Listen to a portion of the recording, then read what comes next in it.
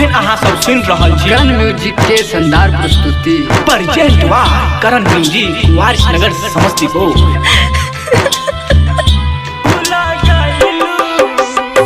DJ Kanchan Raj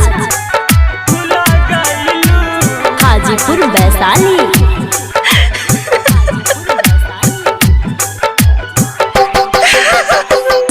हम ससुराल गइलू हो हम ससुराल गइलू।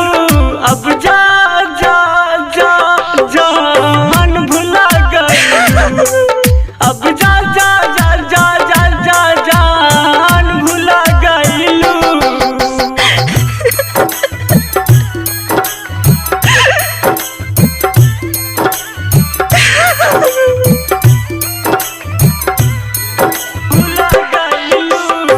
डीजे कंचन राज हाजीपुर वैशाली। अखन अहाँ सब सुन रहल छी करण म्यूजिक के शानदार प्रस्तुति। हम जानली न तोहरा के ऐसन बारू तू हो। गलती हम ही कैली दिल तोहसे लगैली हो। हम जानली न तोहरा के ऐसन बारू तू हो। गलती हम ही कैली दिल तोहसे लगैली हो। गलती हम ही कैली दिल तोहसे लगैली हो। जहर भेजैलू हम के मुआइलू।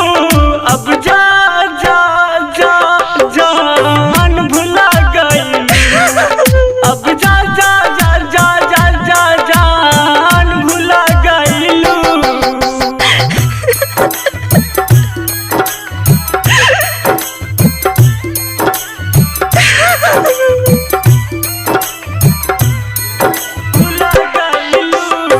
डीजे कंचन राज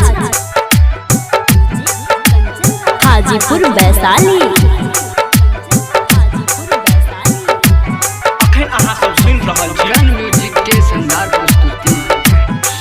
तोहरा से मिले खातिर अपन घर छोड़ली हो। बाबू माई के इज्जत माटी में मिलैली हो। तोहरा से मिले खातिर अपन घर छोड़ली हो। बाबू माई के इज्जत माटी में मिलैली हो। बाबू माई के इज्जत माटी में